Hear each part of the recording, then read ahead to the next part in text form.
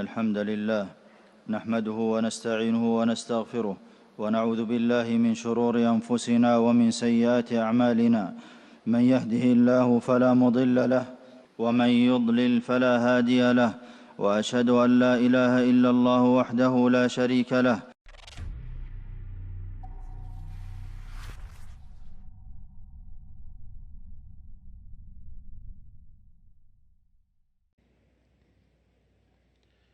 إن الحمد لله نحمده ونستعينه ونستغفره ونعوذ بالله من شرور أنفسنا ومن سيئات أعمالنا من يهده الله فلا مضل له ومن يضلل فلا هادي له وأشهد أن لا إله إلا الله وحده لا شريك له وأشهد أن محمدًا عبده ورسوله يا أيها الذين آمنوا اتقوا الله حق تقاته ولا تموتن إلا وأنتم مسلمون يا أيها الناس اتقوا ربكم الذي خلقكم من نفس واحدة وخلق منها زوجها وبث منهما رجالا كثيرا ونساء واتقوا الله الذي تساءلون به والأرحام إن الله كان عليكم رقيبا يا أيها الذين آمنوا اتقوا الله وقولوا قولا سديدا يصلح لكم أعمالكم ويغفر لكم ذنوبكم ومن يطع الله ورسوله فقد فاز فوزا عظيما أما بعد أيها الناس Wahai manusia sekalian, sesungguhnya Allah telah memuliakan anak cucu Adam dan memberikan mereka keutamaan yang lebih dibandingkan dengan makhluk yang selainnya, dan serta mensyariatkan kepada mereka hak-hak yang sempurna dan kewajiban-kewajiban yang jelas yang tidak dapat dipenuhi dengan syariat selain Islam. Sesungguhnya kemuliaan itu datang dari nas-nas Al-Quran, dari Allah yang maha bijaksana, yang maha mengetahui, bukan buatan manusia yang hanya mengetahui yang dipengaruhi oleh perasaan dan membutuhkan kesempurnaan. Dan siapapun yang meneliti realitanya dengan akal sehat, niscaya tidak ada sistem yang dibuat untuk meningkatkan akhlak manusia dan melindungi hak-hak mereka kecuali secara Islam telah mendahulinya dan telah mempeloporinya. Bagaimana tidak? Hal ini sungguh jelas, karena Islam adalah agama Allah dan celupannya, dan siapa yang lebih baik celupannya daripada Allah. Dan Hudzaifah radhiyallahu anhu beliau mengatakan, Nabi SAW ketika menyampaikan khutbah kepada kami, yang dalam khutbah tersebut tidaklah beliau tinggalkan sesuatu yang terjadi hingga hari kiamat tiba. Sungguh aku telah melihat sesuatu yang pernah kulupakan, lantas aku tahu suatu hal yang tidak diketahui seseorang karena ia belum melihatnya, lantas ia pun melihatnya dan mengetahuinya.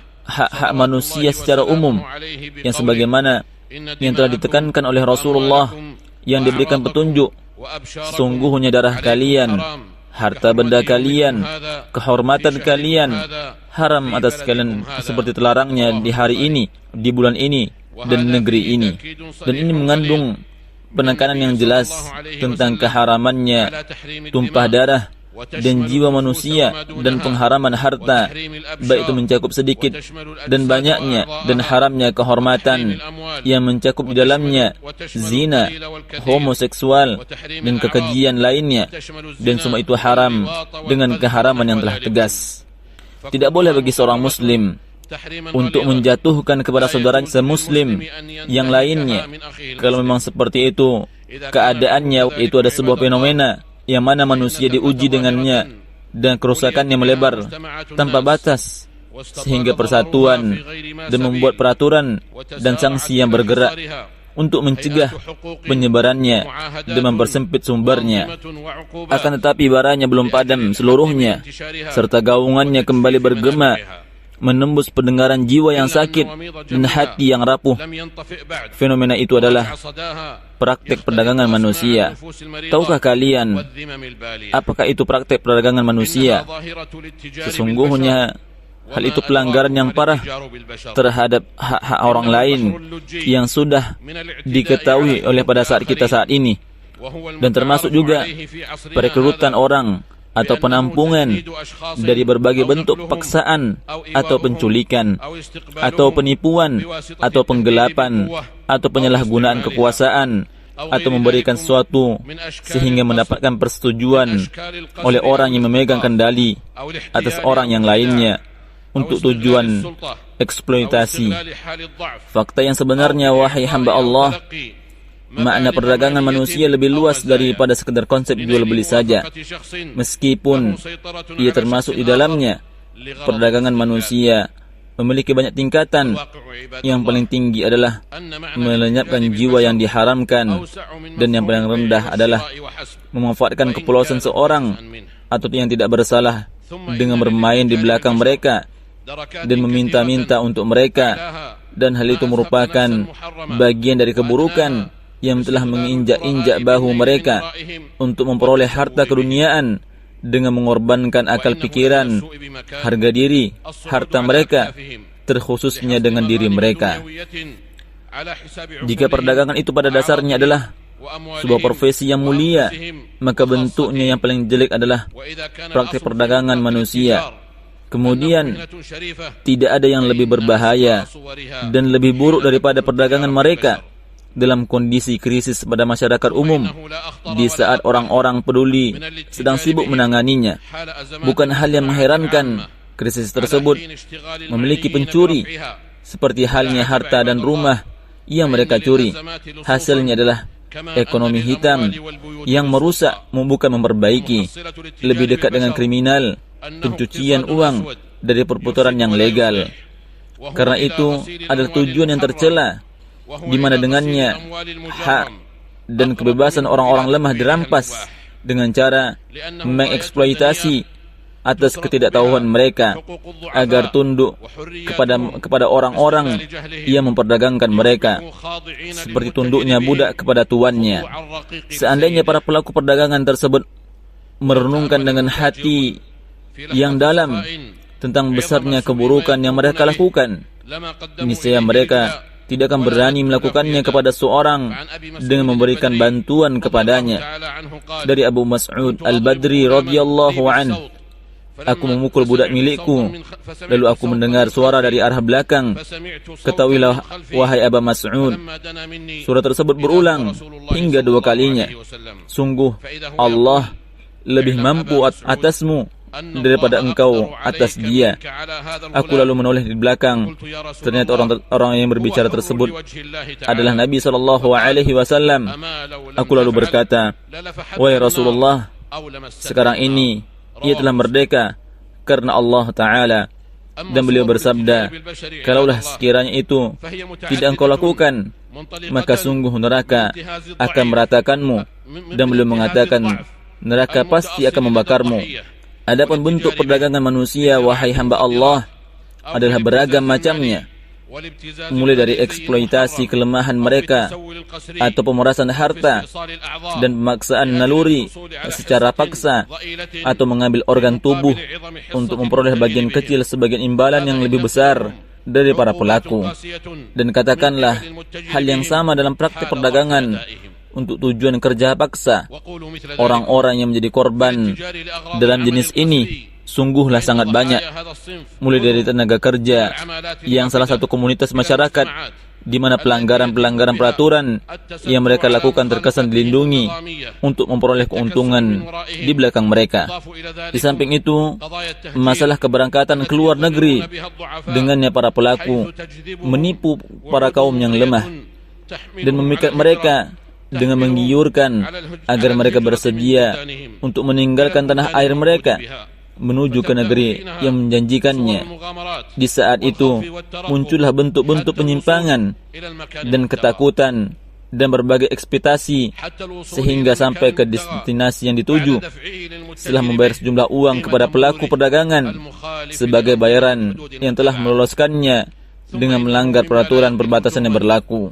Selain itu, sesungguhnya salah satu yang tidak kurang kejahatannya dari perdagangan fisik manusia adalah perdagangan yang melemparkan korban ke arah kebinasaan dengan memperdaya mereka akan tujuan keinginan para pelaku perdagangan tersebut.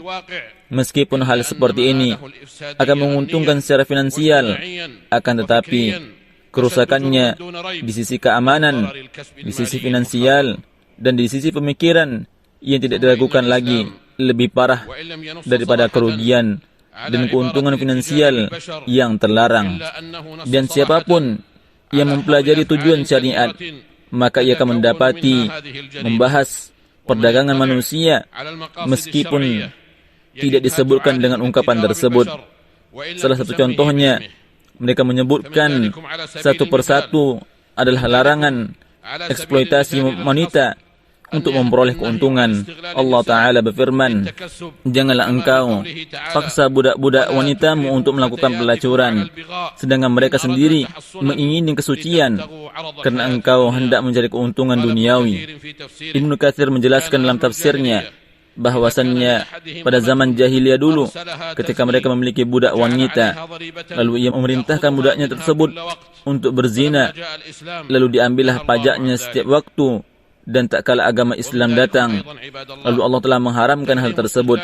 Dan di antara yang lainnya, wahai hamba-hamba Allah, adalah larangan memanfaatkan orang yang berhutang dengan paksa di saat kesulitan. Allah Ta'ala berfirman, dan jika orang yang berhutang itu dalam kesukaran, maka berilah tangguh sampai dia berkelapangan, dan menyedekahkannya sebagian atau semua utang itu lebih baik bagimu. Dan di antaranya, wahai hamba-hamba Allah, adalah peduli Islam yang besar terhadap urusan perbudakan dengan mempersempit ruang perbudakan dan memperluas jalan memerdekakan budak, dan menjanjikan pahala yang besar. Bahkan Islam menjadikan tingkatan yang pertama untuk membayar kafarat sebagai dosa besar. Yang pertama, masalah pembunuhan jiwa manusia yang tidak bersalah. Allah Ta'ala berfirman, wahai orang-orang yang beriman, janganlah engkau sering memakan harta sesamamu dengan cara yang batil, kecuali dengan jalan perniagaan yang berlaku dengan suka sama suka di antara kalian. Dan janganlah kalian membunuh dirimu, sungguhnya Allah Maha Penyayang kepadamu.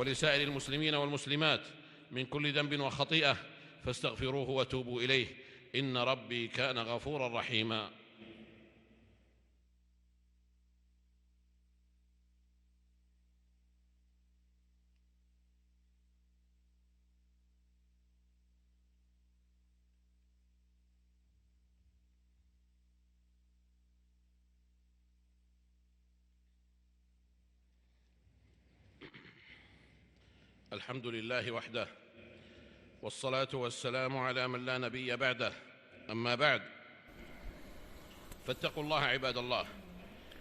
Bertakwalah kepada Allah, wahai hamba-hamba Allah, dan ketahuilah bahwasannya telah diwajibkan atas kalian kepada pemerintahan dan para penegak hukum-hukum, baik itu individu maupun masyarakat, untuk mempersempit para pelaku perdagangan manusia dan membatasi pergerakan mereka dan menemukan jalan bagi mereka. Dan mereka adalah orang-orang yang memanfaatkan kaum yang lemah dan mencari kesenangan kekayaan di atas penderitaan orang lain. Waspadalah pekerjaan yang sama dengan mereka dan mendiamkan kejahatan mereka, karena hal itu merupakan bentuk tolong-menolong di dalam berbuat dosa dan permusuhan dan memakan harta manusia dengan cara yang batil. Dan jika sesuatu disebut secara bersamaan, maka sesuatu yang penting disebutkan dan diucapkan terima kasih adalah bahwa negeri dua tanah suci yang mulia, Kerajaan Arab Saudi, semoga Allah melindunginya, mencegah perdagangan manusia segala bentuknya dalam sistem terintegrasi melalui peraturan pemberantasan, bergabung dengan agen yang menangani kejahatan keji ini. Dan hal ini telah melakukan peningkatan yang luar biasa di tingkat resmi dunia. Kecenderungan ini tidak lain adalah perwujudan sikap sebelumnya, sesuatu yang dapat identitas keislamannya, yang keberadaannya sebagai kiblat kaum muslimin. Tidak jauh dari kita kewaspadaannya terhadap beberapa perjanjian dan kesepakatannya yang mengarah kepada istilah identitasnya yang bertentangan dengan prinsip-prinsip agama Islamnya dan syariatnya. Semua ini adalah buah dari keislaman sejak didirikan 3 abad yang lalu, di mana ia tumbuh berkembang dan tunduk ke manhaj moderasi yang merupakan pilihan yang sesuai antara berlebihan dan keras penyimpangan dan ekstremisme, dan dengannya Allah telah menyatukan yang bercerai-berai dan menerangi lentera keimanan dan ilmu pengetahuan dan melenyapkan kejahilan dan kesesatan dan menumpas peperangan dan kerusuhan, lalu jalan-jalan aman dan negeri-negeri bersatu sehingga mereka menjadi bersatu dan kesatuan dan jalinan yang harmonis. Dan sistem pemerintahan yang ditetapkan di dalamnya adalah bahwa otoritasnya diambil dari kitabullah, Al-Quran dan sunnah Rasulnya sallallahu alaihi wasallam, di mana keduanya menjadi hakim terhadap sistem kenegaraan. Negeri ini telah dimuliakan atas karunia dari Allah untuk melayani 2 masjid tanah suci yang mulia dan membangunnya, merawatnya dan memudahkannya sarana bagi para pengunjungnya. Tidak mengherankan wahai hamba Allah, kehormatan yang paling mulia yang dengannya pemimpin dimahkotai antara satu sama yang lainnya dengan gelar pelayan 2 kota suci, negeri yang mengulurkan tangannya kepada siapapun yang ingin berjabat dengannya, dan matanya tidak lengah di dalam memantau orang-orang yang ingin merencanakan keburukan dan mengintainya. Manhaj inilah yang telah diikuti oleh para pemimpinnya selama 3 periode. Mereka membela negeri ini dari tipu muslihat, makar dan kedengkian, sehingga negeri ini dengan segala puji bagi Allah terhindarkan dan terbentengi dari keinginan permusuhan dan pemicu kekacauan yang dilancarkan oleh para anarkis dan para pembuat makar terhadap negara-negara Islam. حمى الله هذه البلاد من كيد الكائدين ومكر الماكرين وأدام عليها نعمة الأمن والأمان وسائر بلاد المسلمين إنه سميع مجيب. هذا وصلوا رحمكم الله على خير البرية وأزكى البشرية محمد بن عبد الله صاحب الحوض والشفاعة، فقد أمركم الله بأمر بدأ فيه بنفسه وثنى بملائكته المسبحة بقدسه وأيها بكم أيها المؤمنون، فقال جل وعلا: يا أيها الذين آمنوا صلوا عليه وسلموا تسليما. اللهم صل وسلم على عبدك ورسولك محمد صاحب الوجه الأنور والجبين الأزهر، وارض اللهم عن خلفائه الأربعة أبي بكر وعمر وعثمان وعلي، وعن سائر صحابة نبيك محمد صلى الله عليه وسلم، وعن التابعين ومن تبعهم بإحسان إلى يوم الدين، وعنا معهم بعفوك وجودك وكرمك يا أرحم الراحمين. اللهم أعز الإسلام والمسلمين، اللهم أعز الإسلام والمسلمين واخذل الشرك والمشركين. اللهم انصر دينك وكتابك وسنة نبيك وعبادك المؤمنين. اللهم فرج هم المهمومين من المسلمين ونفس كرب المكروبين واقض الدين عن المدينين واشف مرضانا ومرضى المسلمين برحمتك يا أرحم الراحمين. اللهم آمنا في أوطاننا وأصلح أئمتنا وولاة أمورنا، واجعل ولايتنا في من خافك واتقاك واتبع رضاك يا رب العالمين.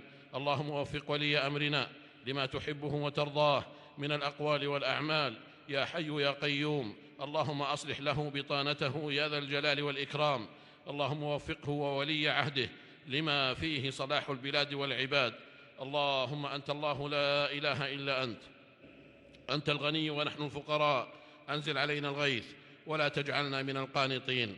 اللهم أنزل علينا الغيث ولا تجعلنا من القانطين. اللهم أنزل علينا الغيث ولا تجعلنا من القانطين. اللهم لا تحرمنا خير ما عندك بشر ما عندنا يا ذا الجلال والإكرام. ربنا آتنا في الدنيا حسنة وفي الآخرة حسنة وقنا عذاب النار. عباد الله، اذكروا الله العظيم الجليل يذكركم، واشكروه على آلائه ونعمه يزدكم، ولذكر الله أكبر، والله يعلم ما تصنعون. الله أكبر الله أكبر. أشهد أن لا إله إلا الله أشهد أن محمدا رسول الله حي على الصلاة حي على الفلاح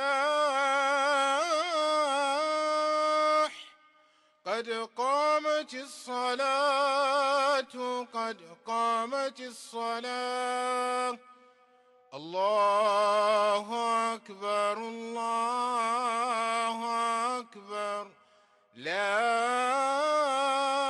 إله إلا الله استووا اعتدلوا